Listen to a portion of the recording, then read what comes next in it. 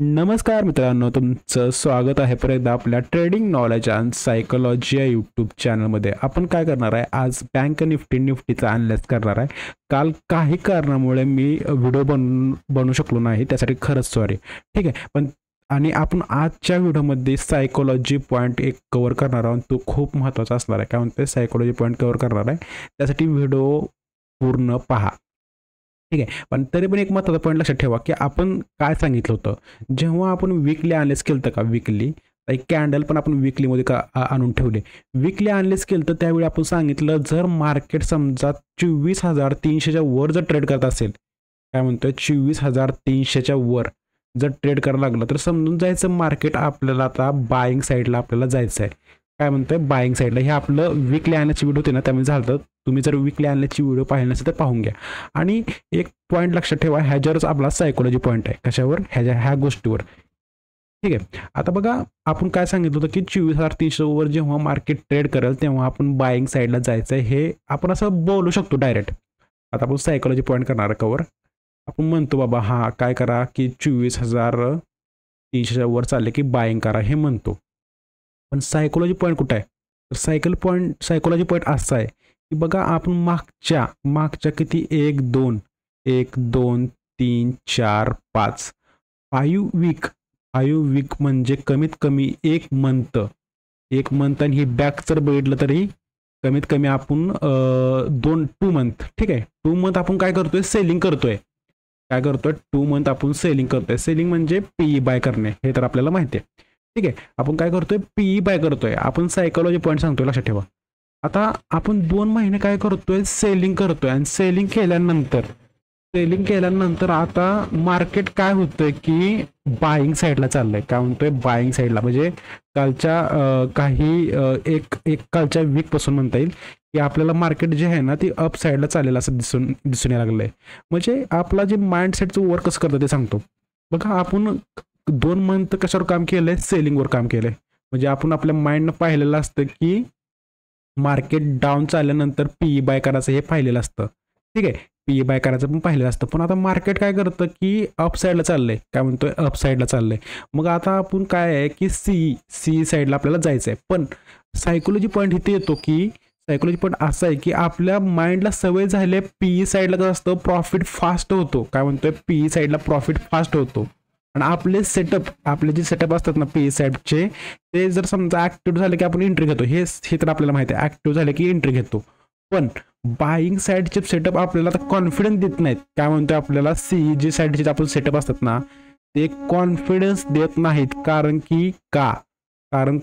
की आपला माइंडसेट ह्या 2 महिन्यामध्ये असा झालेला आहे की आपण फक्त सेलिंगच करत होतो. काय म्हणते, फक्त बाईंग क्वचित करत होतो. कारण की बाईंग करायचं कारण जर कुठं तर मिळत असेल तर. पण जास्त करून काय केलंय, आपण काय करतो, पी बाय करतो. म्हणजे आपली सायकोलॉजी अशी तयार झाली की आपण फक्त जी पी बाय केल्यामुळे आपली सायकोलॉजी, आपला माइंडसेट असं तयार झालं असतं की आपण काय करणार, फक्त पीईचे सेटअप बाय करणार.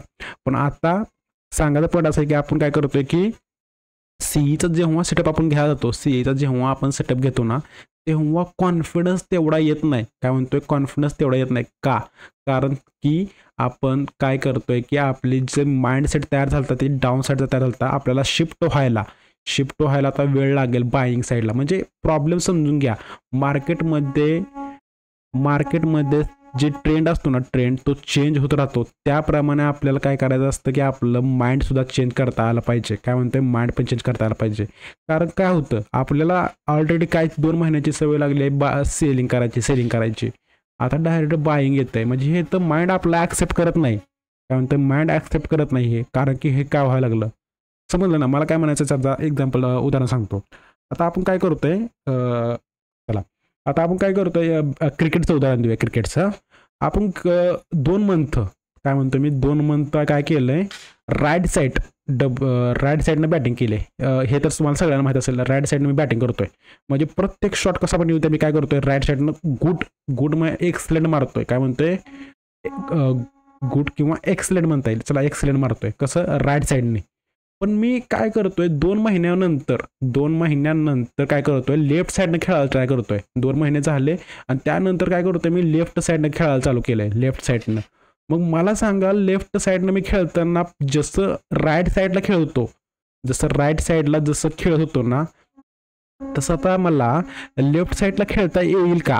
मला क्रिकेट लेफ्ट साईडला आता जसं मी राईट साईडला जसं खेळत होतो सुरुवातीला, म्हणजे माझी बॅटिंग साईड होती कुठली पहिल्यांदा राईट, आता मी काय करतोय त्याला चेंज करून काय करतोय लेफ्ट करतोय. तर मला सांगा लेफ्ट साईडला मी जर बॅटिंग करायला चालू केली, लेफ्ट साईडला मी बॅटिंग करायला चालू केली, तर मला जसं डायरेक्ट मी सुरुवातीला जसं इथं खेळतो ह्या 2 महिन्यामध्ये, तसं मी डायरेक्ट लगेच खेळायला करू शकतो का? लेफ्ट साईडने जेव्हा करायला चालू करेल ना क्रिकेट खेळायला चालू करेल तेव्हा मला होईल का असं? तर नाही. मला ह्याच्यावर पहिल्यांदा कॉन्फिडन्स तयार करावं लागेल. काय म्हणतोय, कॉन्फिडन्स करायला लागेल. लेफ्ट साईडनं मला पहिल्यांदा थोडंसं माझा विकेट जाऊ द्यायचं नाही. एक्झाम्पल विकेट जाऊ द्यायचं नाही आणि विकेट वाचून आपल्याला काय करायचं आहे, स्लोली खेळायचं आहे. ठीक आहे. कारण की आपल्याला सवय झालेली असते की राईट साईडने खेळायची. सेम इथं लॉजिक. आपल्याला सवय झालेली होती की सेलिंग करायची, पण आता मार्केट चाललंय बाईंग साईडला. तर मग आपल्याला पहिल्यांदा इथं काय करायचं, तर आपला ट्रेंड चेंज होतोय ना, तर आपल्याला इथं लक्षात ठेवा की आपल्याला जे सीईची जी सेटअप आहेत ना, त्याच्यावर आपल्याला पहिल्यांदा कॉन्फिडन्स काय करावं लागणार, कॉन्फिडन्स तयार करावं लागणार. आणि नंतर आपल्याला कुठे कॉन्फिडन्स तयार होईल. कॉन्फिडन्स तयार झाल्यानंतर आपण ह्यामध्ये चांगला प्रॉफिट कमवू शकतो. हे माइंडसेटचा सगळा खेळ आहे. काय म्हणतोय, माइंडसेटचा सगळा खेळ आहे. ते तुम्हाला क्रिकेटचं उदाहरण समजलं असेल. परत ट्रेंड चेंज झालं की आपल्याला परत एकदा आपल्याला त्यासोबत असंच आपल्याला राहावं लागतं. हे मार्केट आहे हे लक्षात घ्या. हे आपल्याला समजत नाही. असं वाटतं की आता मी इथं चांगला प्रॉफिट कमवला पण इथं मी काय लॉस करायला लागलोय. हे गोष्ट समजून घ्या. ठीक आहे. अजून ह्याच्यावर आपण खूप बोलू शकतो, पण आपल्याला फक्त एक पॉईंट सांगतो म्हणून सांगितलं. ह्याची जर पूर्ण डिटेल जर व्हिडिओ पाहिजे असेल, म्हणजे नेमकं माइंडसेट कसं वर्क करतं, सायकोलॉजी प्रॉब्लेम काय येतं, तर मी हे एक डिटेल व्हिडिओ बनवेल. फक्त तुम्हाला कमेंट बॉक्समध्ये सांगायला लागेल की सायकोलॉजी आणि जी माइंडसेट आहे ना कसं वर्क करतात. एक्झाम्पल तुम्हाला एक सांगितलं, तर मी पूर्ण डिटेलमध्ये पण तुम्हाला मी सांगेल. ठीक आहे. पण त्याला तुम्हाला कमेंट बॉक्समध्ये कमेंट करावं लागेल. ठीक आहे. सायकोलॉजी म्हणून कमेंट करा. आपण काय करूया की त्याच्यावर व्हिडिओ बनवूया आणि चांगल्या आणि सिंपल भाषेमध्ये समजून सांगेल. आता उद्यासाठी ॲनालिसिस करूया.